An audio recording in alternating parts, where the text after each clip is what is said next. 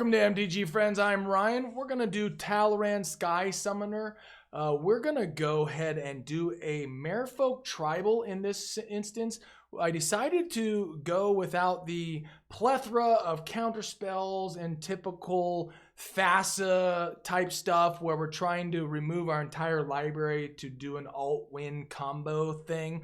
I figured we'd just do something fun like some Merfolk shenanigans. So let's go. Let's go. So Talrand Sky Summoner, whenever you cast an instance or sorcery spell, create a 2/2 blue drake creature token with flying. So we're going to do this in a certain way where it's not pure tribal, because we could end up with a bunch of blue drakes that will be beaters as well. So let's look at the packages like we usually do and go from there. So we got tribal action, we got some ramp, we got a big old maybe board for swappable considerations.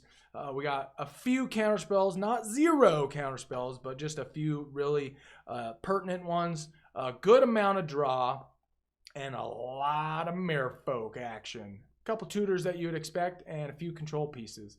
And then a handful of removal. So let's get to it. Let's get to it indeed. And like I was saying in the description of Talrand, we went with a very specific tribal card coat of arms, because if we have a bunch of Merfolks, then each of the Merfolks gets +1/+1. But if we have a bunch of Drakes, then they get +1/+1. The big drawback to this is if coat of arms is out and you have an opponent that's doing tribal as well, that's going to start causing you problems, especially if they're slivers. Slivers would suck for this situation. So, anywho, moving on to the next one. Oh, hit subscribe, hit like. Yep, thank you. All right, Talrand Commander for 2. This one, because of its level 4 up, other Merfolks get +1/+1. So you level up with 1 mana, and then it's 2 and 3 level, gets flying, and then it's 4 as a 4/4 beater, as well as giving Merfolk some lovin'. Merfolk some lovin'.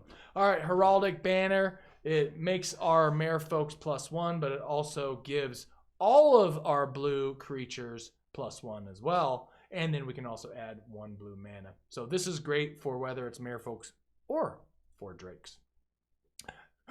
Now, the thing about this deck is it's easily swappable with Lord of Atlantis as the commander. So keep that in mind if you're thinking, okay, well, I want to do Merfolk Tribal, but maybe not in this commander. If you swap these for Lord of Atlantis being your commander, just keep in mind you could put in things like Door of Destinies instead of Court of Arms, those kinds of type of tribal cards instead. Excuse me. All right, Master of the Imperial Triton. Basically the same thing as the last card. Other Merfolk creatures get +1/+1 have Island Walk.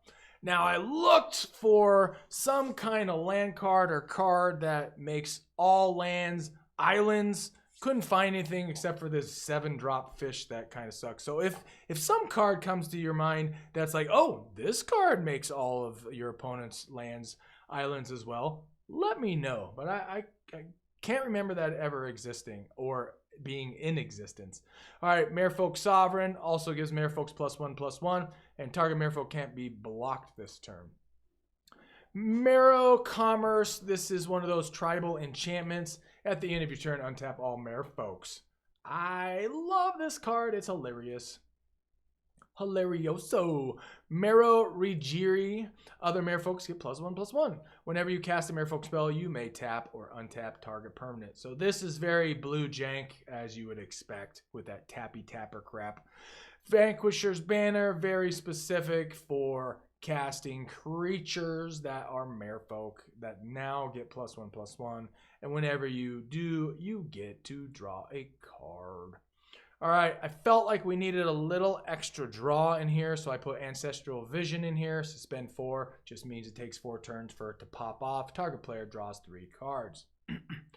Blue Sun Zenith, 3X. Target player draws X cards. Shuffle Blue Sun Zenith into its owner's library. Again, this build is not about emptying the library to have an alt win. I didn't want to build that kind of a deck for y'all. All right, Brainstorm. For 1 blue, draw 3 cards, then put 2 cards from your hand on top of your library in any order. A huge staple in blue. Coastal Piracy. Whenever a creature you control deals combat damage to another opponent, you may draw a card. Consecrated Sphinx. I think one of the only non-Merfolk cards in here. Don't hold me to that, but I believe so. Whenever an opponent draws a card, you can draw 2. And notice it says may, so you won't deck yourself on accident with that one. Enclave Cryptologist. It's a 1-drop, and it's a weakling 01, but it's got some fun leveling up. Level up 2, and once you get to level 3, you can draw a card by just tapping it. It's super duper cool. And it's a Merfolk, isn't it? Yes, it is. Yes, it is. Finale of Revelation. Totally swappable card, but I like it in here for just that extra draw that I feel like we need in here. Draw X cards if X is 10 or more. Instead, shuffle your library into your shuffle your graveyard into your library. Draw X cards. Untap up to 5 lands, and you have no maximum hand size for the rest of the game. Booyah! Booyah Sakatuya. Kindred Discovery, very cool in blue. This is pure tribal right here. You choose Merfolk in this situation, and it looks like Merfolk, of course. Whenever a creature you control of the chosen type enters the battlefield or attacks, draw a card. Yes. Ponder, another nice 1-drop that can trigger our commander as well as draw you a card. Rhystic Study. Oh, the card that your opponents love to hate. When an opponent casts a spell, you ask them, gonna pay 1, gonna pay 1, gonna pay 1. And if they don't, you draw a card.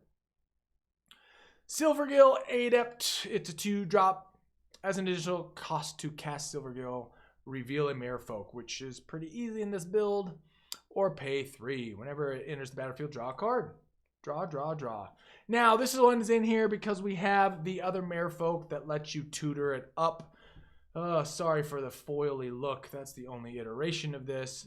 It's a 6-drop, +1, draws you a card, -3, puts target creature on top of its owner's library, which is very helpful in a pinch. And its ultimate, which I will be shocked if you ultimate this thing. Each creature target opponent controls phases out until the end of your next turn. They can't phase in. That's so stupid. That's just a stupid ultimate. Stupid ridiculous. Marrow Harbinger for 4, 2, 3. Island Walk. When Merfolk Harbinger comes into play, you may search your library for a Merfolk card, reveal it, then shuffle your library and put that. Blah, blah, blah, blah, blah. It's just a nice Merfolk tutor. Mystical Tutor. We know what this does, right? Put it on top of your library, and it's an instant or sorcery. Back to the basics. Because we are running mono blue and have very few non-basic cards, this is Sinister.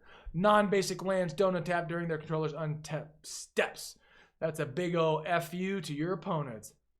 Foobar you. Foobar you. Propaganda in a pinch. Board wipes happen. They have now gone wide on you. Well, guess what? You got to pay 2 for each attacking creature. So this one is helpful to say the least.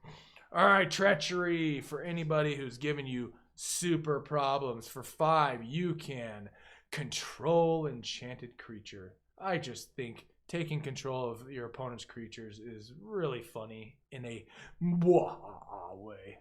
Yes, it is. All right, we're going to blast through the land to make this not a super long episode. For 2, you get to get 2. All right, we got 29 islands. Like I said, we're really going heavy on the basic lands. Reliquary Tower, because we want to have as many cards as we want in our hand. Seagate Restoration, same thing. But in a pinch, you can use it for mana on the other side. Untap for 3 life. This one also draws you cards equal to the number of cards in your hand +1. And then you have no maximum hand size for the rest of the game. Boom. Now, this one on the surface is a crappy card. But it's a Merfolk, and it's a 4/3. And whenever you play an instant or sorcery, it gets flying. So it's not that bad. Plus, in a pinch, if it's in your opening hand or something, you can play it for its land on the other side instead. Yes, indeed. All right, Cyclonic Rift. I couldn't go without putting Cyclonic Rift in here. I mean, it's just so jankulicious. Return target non-land permanent you don't control this owner's hand, and they overload that to do it to all of your opponents. That's just ridiculous. That wins games. Got to put it in. Imprisoned in the Moon. In a pinch, you got something indestructible, or you just can't get rid of something. You enchant it, and it becomes a colorless land, and it loses all of its abilities. Super funny. Super funny. Pongify.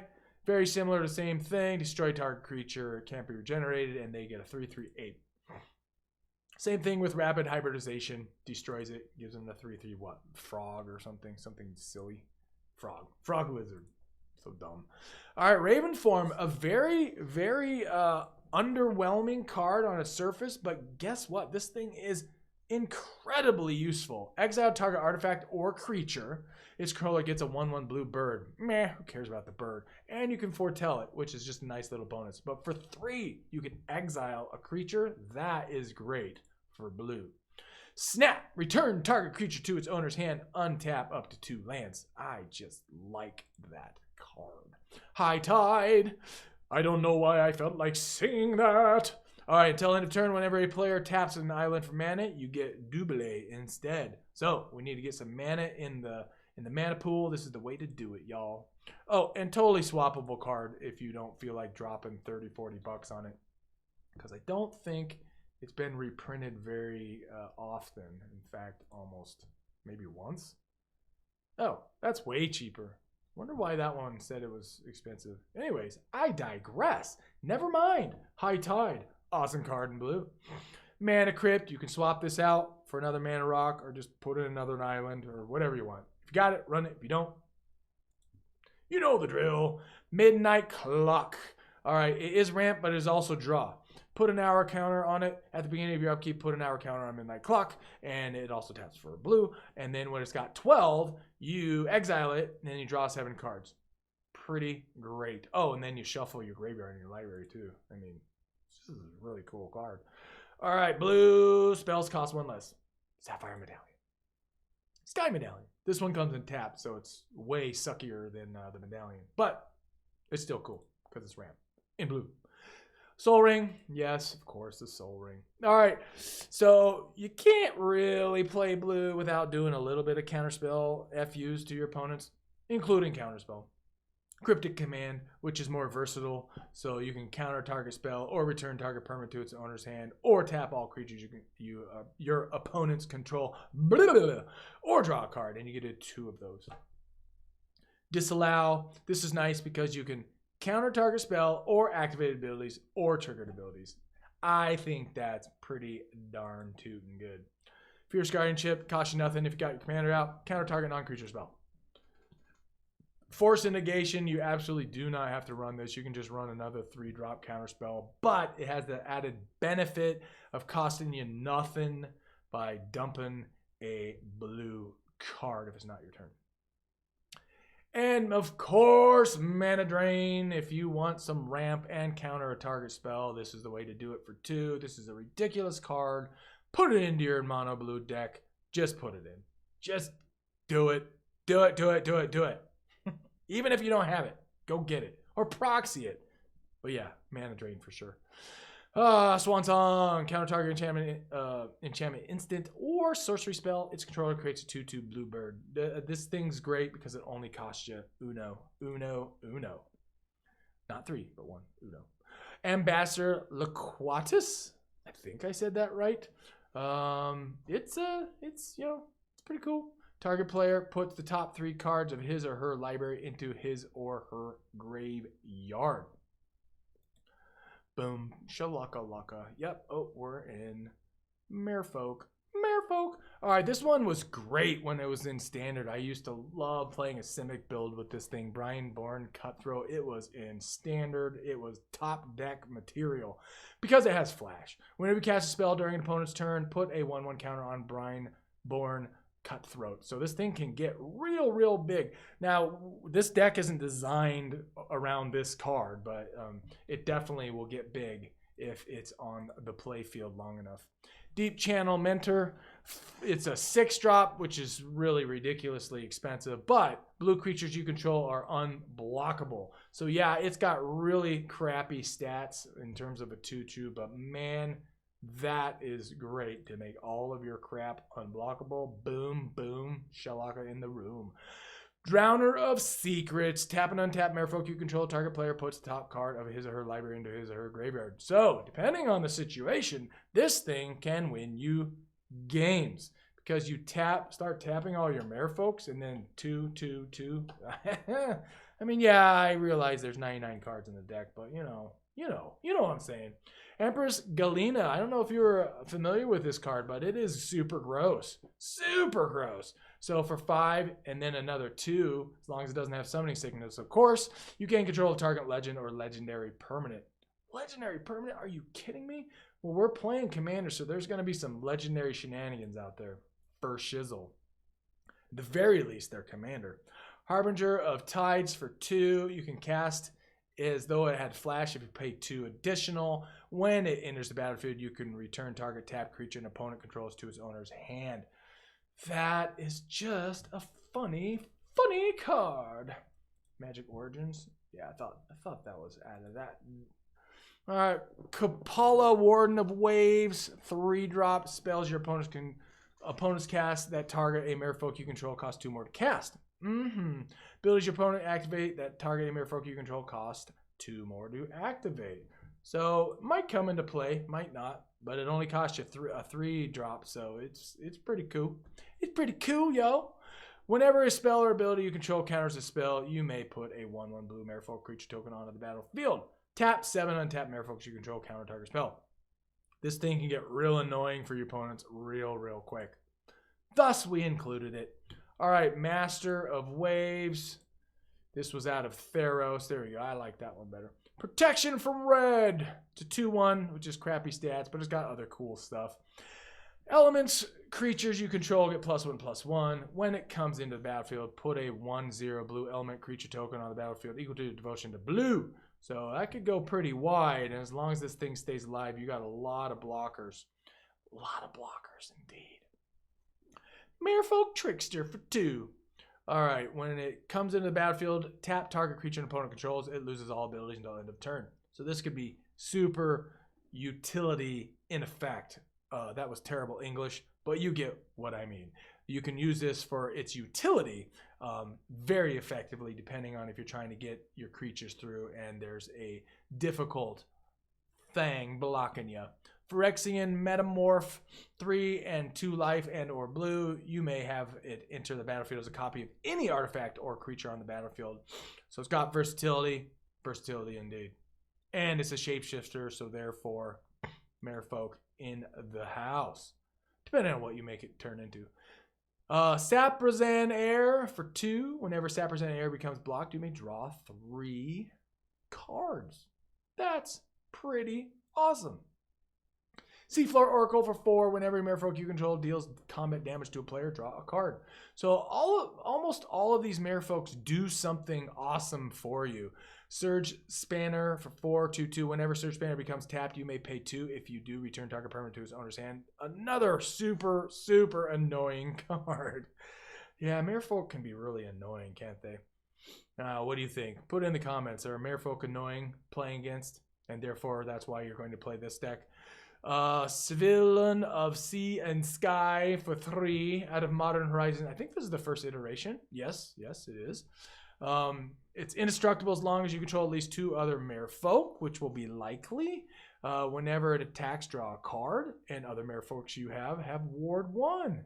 So they got to pay 1 to target your Merfolk. Pretty cool. Teferi's Wavecaster for 5. Whenever Teferi Wavecaster into the battlefield, you may search your library and or graveyard for a card named Teferi Timeless Voyager. That's the Planeswalker we talked about. So we can go fetch that up. So this is actually more of a tutor card than anything, but it is a 3/3 and it's a Merfolk. Reveal it and put it into your hand. If you search your library this way, shuffle it. Yes, indeed. Thada Adel Inquisitor, one of the best Merfolk out there. Island Walk, whenever it deals combat damage to a player, search that player's library for an artifact card and exile it.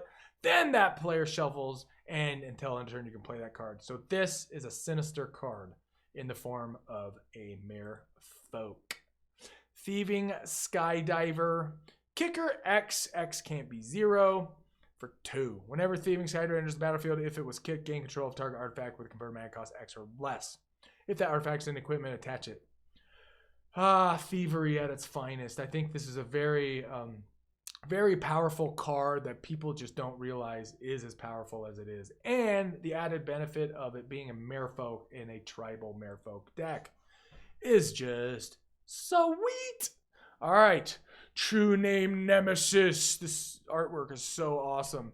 Enters the battlefield and you choose a player. And then you have protection from that player and everything it controls. I mean, this is awesome, especially if you're down to one opponent. I mean, that is a game winner. That is a game winner.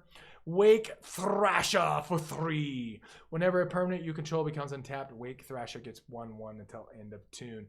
Notice it says permanent. A land is a permanent. So you tap a bunch of lands, then this thing is suddenly like an 11/11 just by tapping land. I mean, come on. That's ridiculoso. Ridiculous, man. All right, Wandervine Profits for 6. Does cost 6, which is kind of sucky, but it does awesome stuff. 4/4, and you got to champion a Merfolk, which means you got to sack a Merfolk. So a few things got to go right to play this card. Whenever it deals combat damage to a player, you may sacrifice a Merfolk. If you do, take an extra turn. I mean, come on, take an extra turn. Really?